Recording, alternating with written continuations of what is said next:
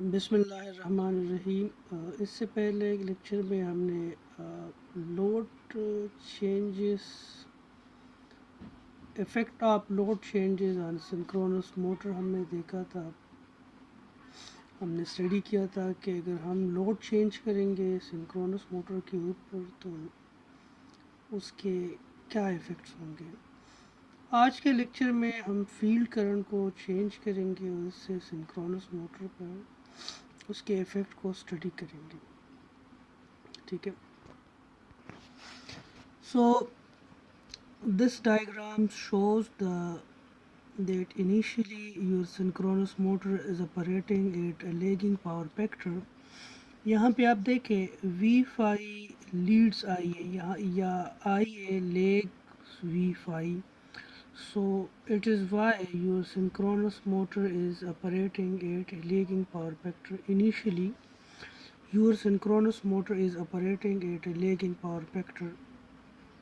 So when you are going to change the field current, then what will be its effect on the IA, on the internally on this IA armature current, on the internally generated EA, and on the terminal voltage, on the power, what will be its effect. So we have to study about this. So as we know that by increasing the field current, the flux increases linearly up to some extent. Mm, Let's suppose this is the field current IF and this is the flux phi. So by increasing the field current, the flux initially varies linearly, but up to some extent it varies linearly. लेकिन उसके बाद magnetic situation आ जाता है और field current बढ़ाने से मज़ीद flux जो है वो नहीं बढ़ रहा हमारे पास। ठीक है, लेकिन यहाँ पे हमारी जो अजम्पशन है वो ये होगी कि हमारा जो फ्लक्स है वो फील्ड करंट के साथ लीनियरली वेरी कर रहा है and there is no magnetic situation. This will be our assumption. Okay, so as we know that the internally generated EMF is equal to K flux omega. So as flux varies linearly with IF, so it means that, what does it mean? It means that the internally generated EMF will also varies linearly with the field current.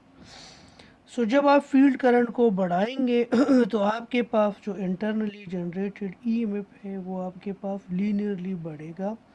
Again हमारी assumption ये होगी कि there is no magnetic situation.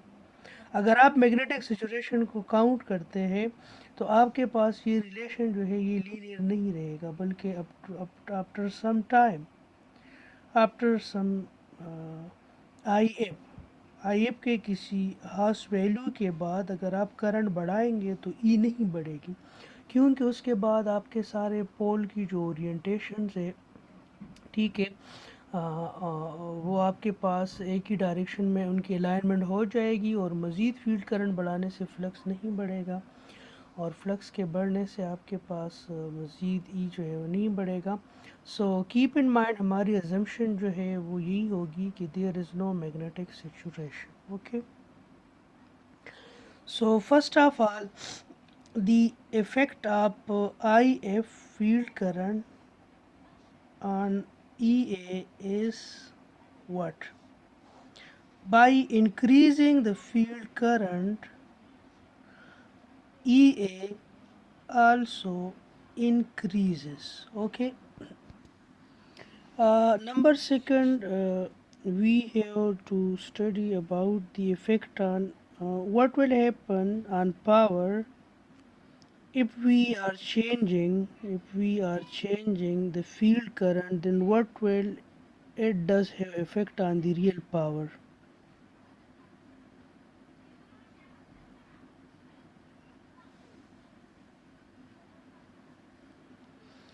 So by varying the field current, the real power developed by the motor will not be changed. Okay, क्योंकि power जो है वो सिर्फ sharp load change होने से आपके पास चेंज होता है, और फील्ड करंट के चेंज होने से आपके पास जो पावर है वो चेंज नहीं होगा. इट्स मीन कि आपके पास जो फेज़र डायग्राम में आई ए कोस थीटा एक कंपोनेंट था पावर का, और ई ए साइन थीटा जो कंपोनेंट था पावर का, वो हमेशा क्या रहेगा, वो कांस्टेंट रहेगा. ठीक है, यानी वो जो distance proportional to I A cos theta and distance to proportional to E A sine theta, ये आपके पास क्या रहेगा, ये आपके पास कांस्टेंट रहेगा. So by increasing the field current, the real power supplied by the motor does not changes, and the power supplied by the motor changes when the shaft load changes. So here we are assuming that the shaft load is not changing. Okay. There will be no effect on terminal voltage, and the effect is only on the internally generated EMF EA. By increasing the field current, the internally generated EMF will be uh, increases. Okay, so when the field current is increased, the internally generated EMF EA must increases, but it can only do by sliding out along the line of constant power. Okay, but it actually EA will increases, but it can only do by sliding out along the line of constant power. This effect is shown. Okay, this effect is shown here. This is the line of constant power, and also this is the line of constant power. Ia cos theta, actually this is Ia cos theta, this distance is Ia cos theta. The projection of Ia on this V phi will be constant. Okay, here is Ia is increases, but its projection on V phi, this V phi, its projection on V phi is constant. Ia4, यहाँ पे Ia4 ज़्यादा है, लेकिन इसका projection same है, इसका projection V5 पे same है, यानी इन सब का प्रोजेक्शन जो है वो V5 पे क्या है, सेम है. आल दो कि Ia का जो मैग्नीट्यूड है वो कम और ज़्यादा हो रहा है, लेकिन इसका जो प्रोजेक्शन है V5 पे वो क्या है, वो कांस्टेंट है. इसी तरह यहाँ पे आप देखें कि EA1, EA2, EA3, EA4 जो है वो क्या है, वो वेरी कर रहा है, लेकिन इसका जो प्रोजेक्शन है, ठीक है, वो क्या है, इसका जो EA साइन थीटा कंपोनेंट है वो क्या है, this is constant, because it's EA sine theta components is actually a power component, और यहाँ पे Ia cos थीटा जो है this is proportional to the power. Okay, so इसको हम पावर कंपोनेंट बोलते हैं. सो एक चूंकि हमें पता है कि पावर कांस्टेंट है, तो इस वजह से इनका Ia कोसाइन थीटा और इसका Ia cos थीटा जो कंपोनेंट है वो क्या है, वो कांस्टेंट रहेंगे. So now we have to study the effect of the field current on the armature current Ia. So as the value of EA increases, okay, जैसे ही EA increase होगा, the magnitude of the armature current first increases and first decreases and then increases again. As the value of EA increases, the magnitude of IA first decreases and then increases. At low EA, the armature current is lagging and the motor is an inductive load.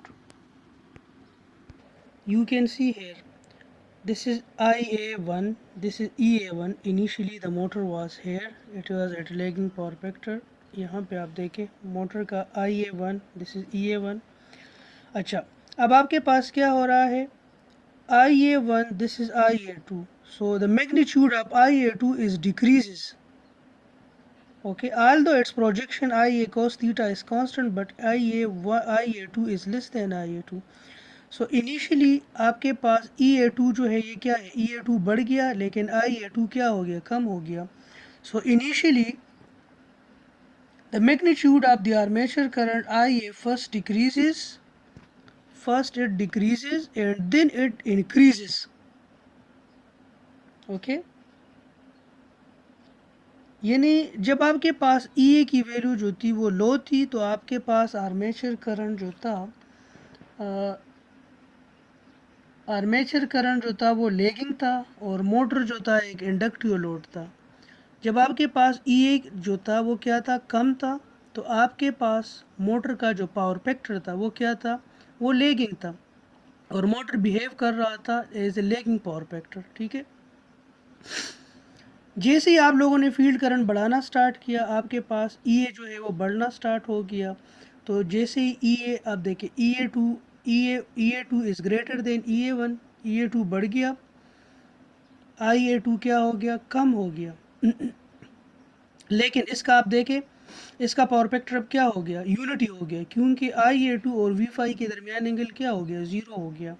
So now this is power factor of unity.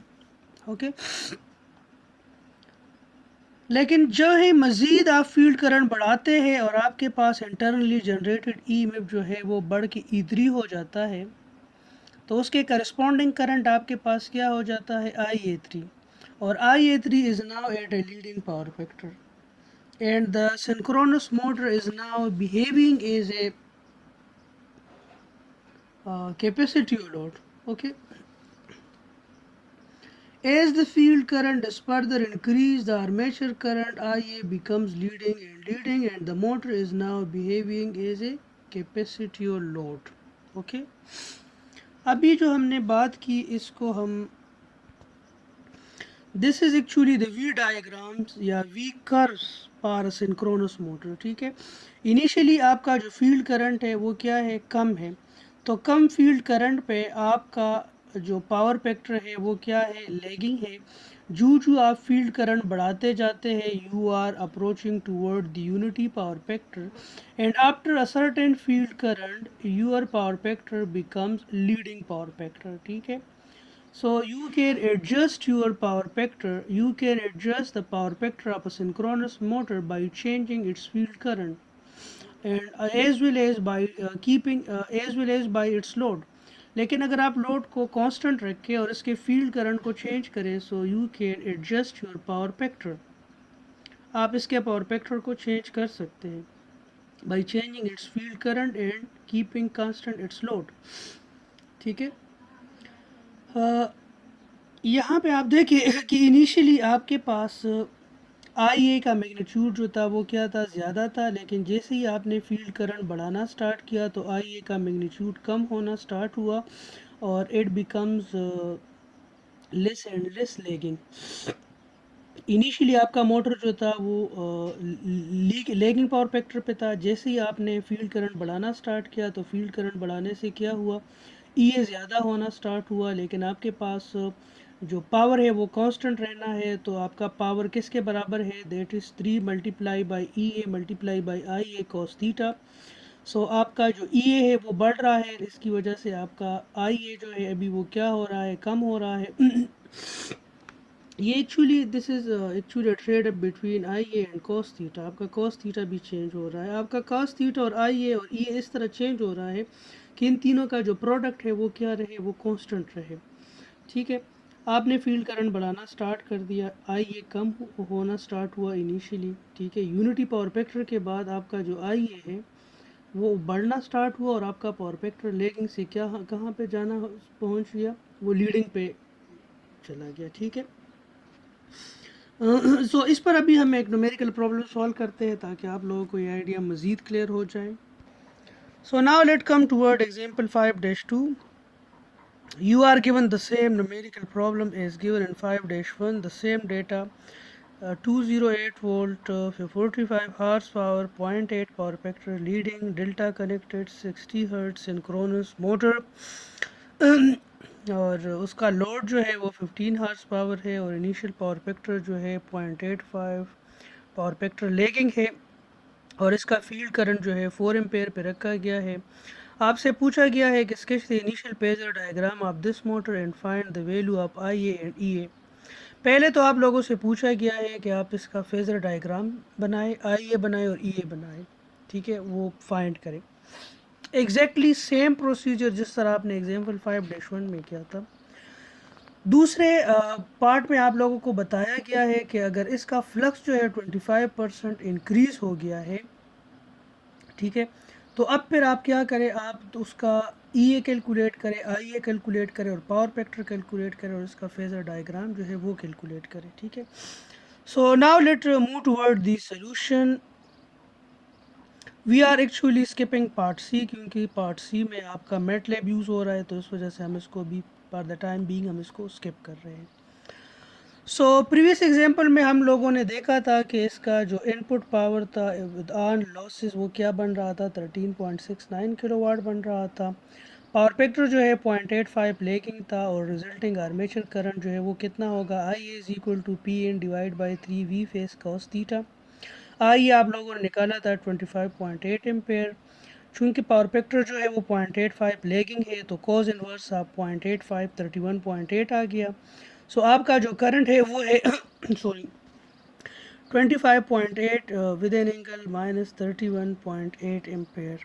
यहाँ पे एक बात जो है ये note करें, यहाँ पे एक बात नोट करें कि आपका जो पावर है that is √3 time V L I L cos theta. इसको आप इस तरह भी लिख सकते हैं और इसको आप इस तरह भी लिख सकते हैं, 3 V phase I phase cos theta. तो डेल्टा कनेक्शन में आपके पास क्या होगा,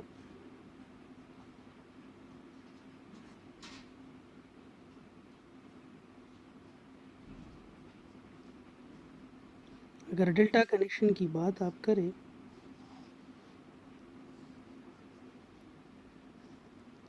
so this voltage will be equal to VL as well as V phi, but this current flows, this is IL and this is I phase. So actually this is IA, this current is IA, this I phase is actually IA. So we are here, तो आप इसको and this is I L, this is I L.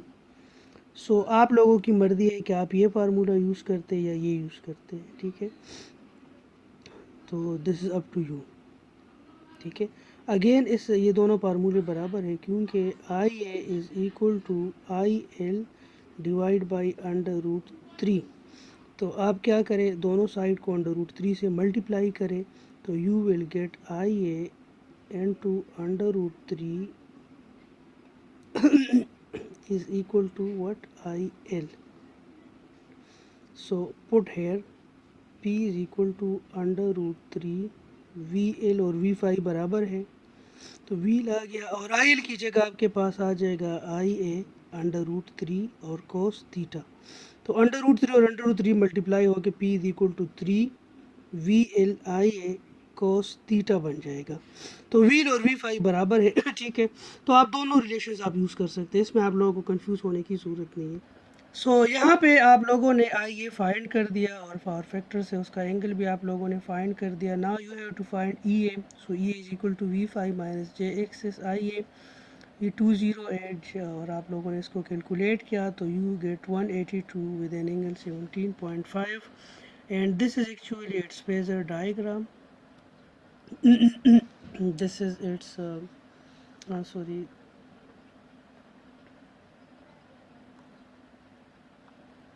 5-11 में इसका phasor diagram जो है, this is actually it's phasor diagram, okay. This is 182, this is 208, this is initially I A, this is J X S I A, ठीक है।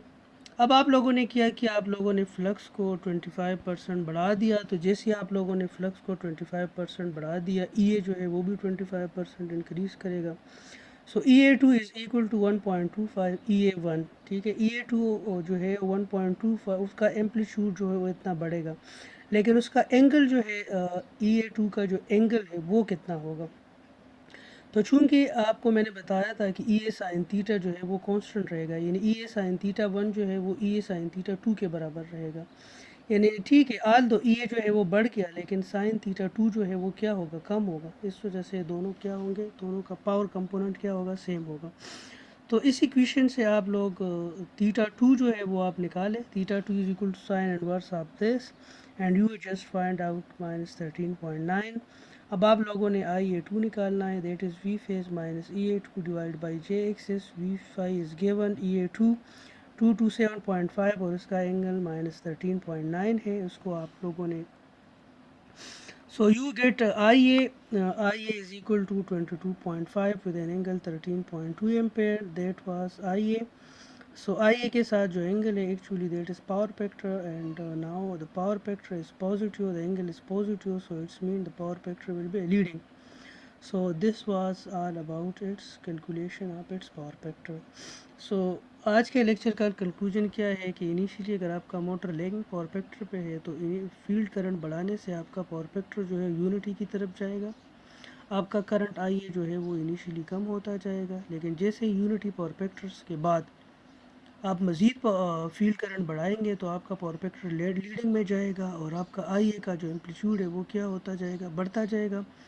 लेकिन आपका जो आई ए का जो पावर कंपोनेंट है आई ए कॉस थीटा वो आपके पास कांस्टेंट रहेगा। इसी तरह ई ए का जो पावर कंपोनेंट है ई ए cos E A sine theta वो क्या रहेगा, वो कांस्टेंट रहेगा। यानी उनके जो प्रोजेक्शंस है वी फाई पे वो क्या होंगे, वो कांस्टेंट रहेंगे।